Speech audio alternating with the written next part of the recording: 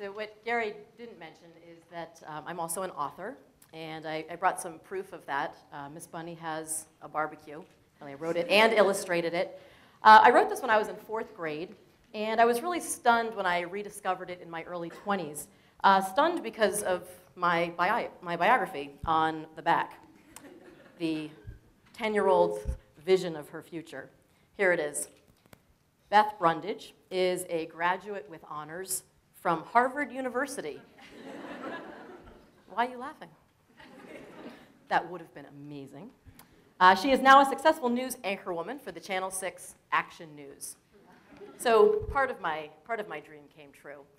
In fact, before I started making documentary films, I was working as a radio and television reporter and anchor.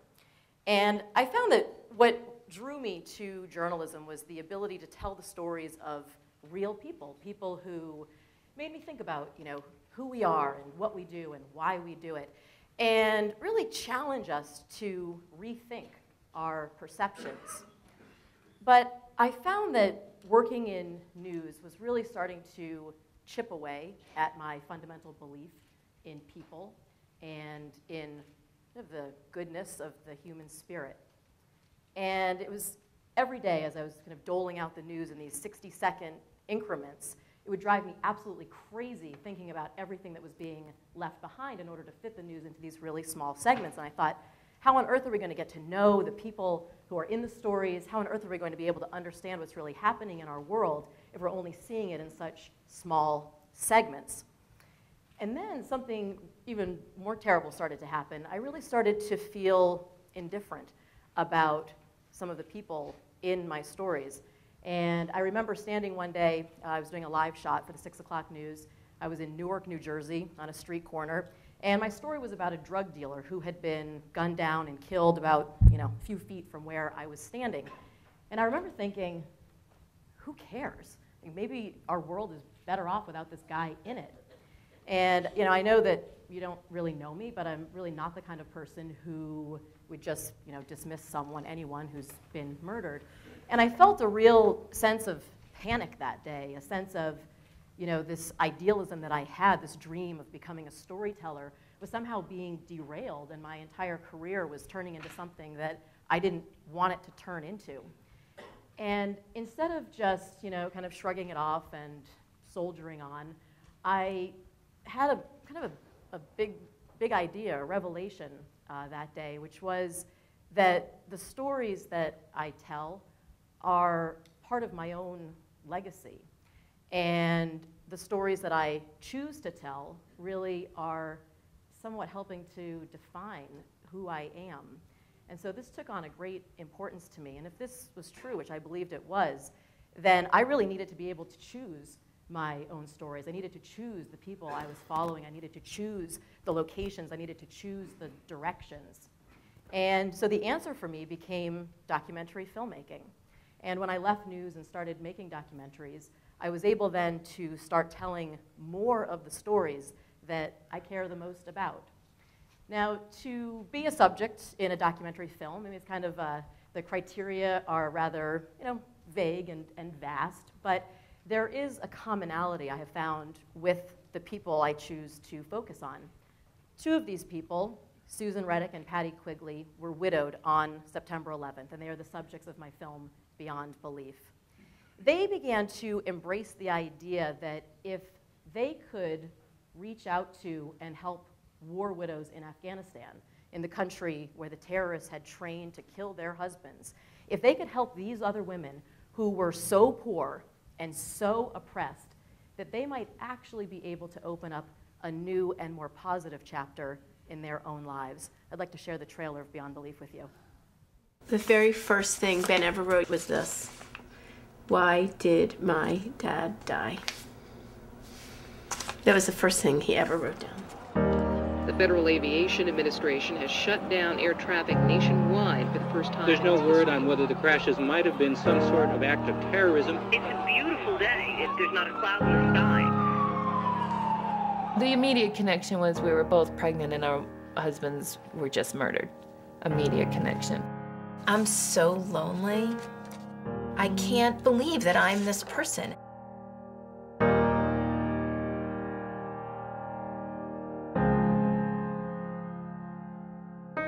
leaving Ground Zero right now, headed up to Boston, 3 days, 250 miles. You suffered a devastating personal loss. How did you find it in yourself to do this? It is about surviving. We have choices, and we can create our own future and destiny. I have tried to turn this into something other than hatred. And we are just speculating at this point that Osama bin Laden is the person. Islamist terrorist phenomenon is a very serious one. It was clear to anybody who knew Afghanistan that it was going to be a target. I did feel, oh my goodness, people are going to be killed as a result of this, and there's going to be more of us, there are going to be more widows.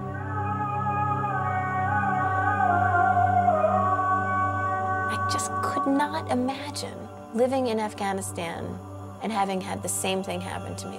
I want to commit to helping these families get whole. I can't commit to always being the widow.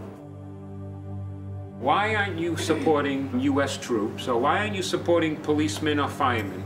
We cannot pretend that the problems and the rest of the world doesn't affect us. We can't live in our little plastic bubble here.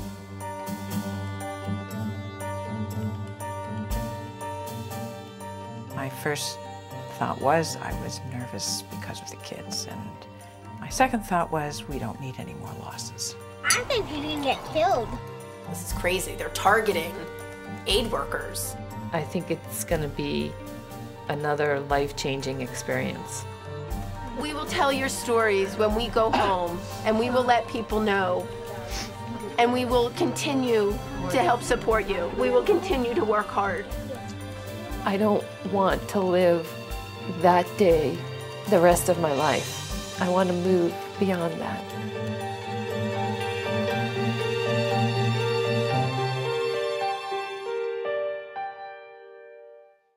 So you heard Susan Reddick say that we can't pretend like the problems of the rest of the world don't affect us. And that premise, that truth, is a theme that runs through many of my documentary films. I've considered myself a journalist first and a documentarian second, which I've found is an unusual and somewhat uncomfortable distinction to make in the documentary film world. Documentarians are not journalists, is what I'm told time and time again. But I think that as the news media has changed so dramatically over the past decade, that this has really gone from a polemical debate to a reality. Documentary films, I think, have to fill the void that is being left by the traditional news media as they are struggling and constantly changing to keep up with the demands of their industry. I mean, just look at the way that we get our news. It's this ticker pace kind of frenetic barrage of information, words, images, so much so that I would equate it to the Roadrunner.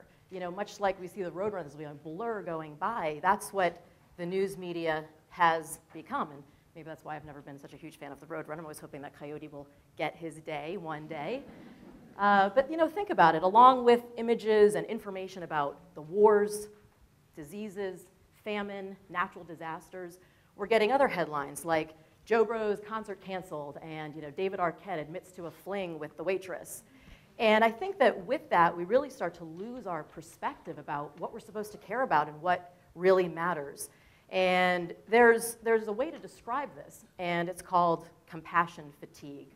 And as media consumers, we can succumb to compassion fatigue, which is we lose our empathy for people and places and stories. We lose that because of this onslaught of evocative, provocative, sensational, headline-driven news and images. So what's the antidote to this kind of breakneck journalism? And I'd really like to believe that part of it is documentary filmmaking. That if TV and internet news are the roadrunner of the industry, then maybe documentary filmmaking is a little bit more like Charlie Brown, where we're a little bit slower, we're not as flashy, but I think we're more introspective and more able to draw really thoughtful conclusions after mulling things over for a while. I mean, I think I have the incredible luxury of spending really what seemed like an enormous amount of time on projects and Beyond Belief over 3 years. The film you'll see in a moment, again, over 3 years. And what that allows for is real immersion in a story and an ability to take the time to search for angles and ways of presenting a story that I think will resonate most with audiences and really help audiences to connect in the most meaningful way possible with people, with stories, and then hopefully with our larger world. I spent the month of June in Iraq. It was my second trip to the country. I'm working on a film about Iraqis who are in danger for one reason, and one reason only. These Iraqis are in danger because they have an affiliation with the United States, with us. They are people who worked with and for Americans. They're not soldiers. These are people who signed up to work with our soldiers, with our diplomats, as translators, engineers, cultural advisors, you name it. Now, because of that, they are targeted for death inside Iraq, and they are being hunted down by militias and terrorist groups. Now, Iraq is a place we all want to forget about right now, especially our politicians. We've moved on to Afghanistan. No more Iraq, right? But I think we do so at great peril to our national conscience. And as Susan said, we can't pretend that the problems of the rest of the world don't affect us. And so to forget about Iraq, to forget about this Iraqi population, which is what's happening right now, to do that is something that will haunt us. To do that is something that will come back to us in the future. As a journalist, I have to say that's something that simultaneously motivates me and terrifies me. I'd like to share the trailer now with you of The Promise of Freedom. My father, he was like, "What have you done to us? What have you done to your family? Look, what have you done to us? Now we're all in danger because of you." There was an implicit bargain. You come to work with us, we'll take care of you. You run these risks for us, we'll watch out for you. We were very proud. We were showing up our badges. Look, we are working with Americans. It's very good work. They are very nice people. These are Iraqis who sat with Americans and helped us try to rebuild Iraq. I was told that your future will be safe with us, we will be protected, and we discovered that actually that wasn't the whole truth.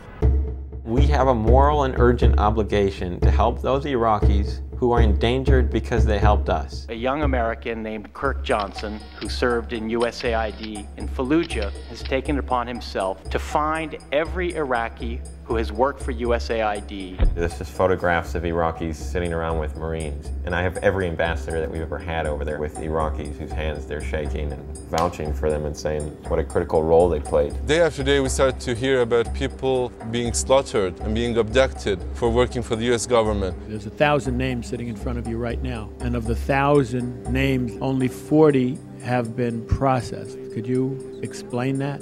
In the first days, we didn't feel that this list was leading anywhere. But this list is actually something, and more people are taking it seriously. I can't believe it. I've been doing this for a year, and we've gotten around 30 people in. Tens of thousands need the same help. This population can never live in Iraq. They are marked for death. They might as well have the letters USA branded on their forehead. You know, something I remember that I really like, it's a quote from Mother Teresa. You know what she said? She said, "The opposite of love is not hate, but indifference."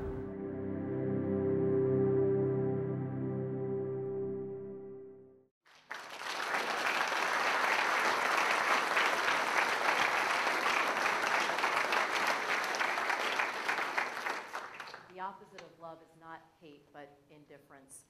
I think if you were to meet this population, people who worked with and for the United States, I imagine you might feel compassion, you might feel anger about the situation that they're in, what's being done to them, what's not being done for them.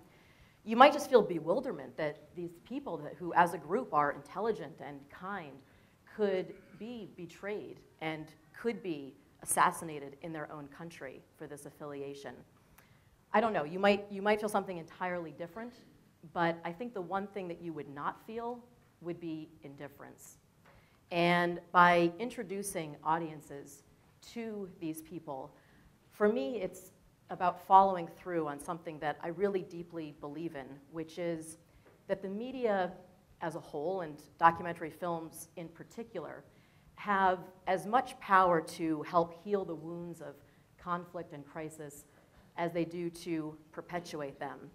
And by sharing this documentary with audiences, my hope is that it will stand on its own, production merit as a film, but that really what it will do is to help contribute in a small way to the body of journalism that will one day define the Iraq War and our role in its history.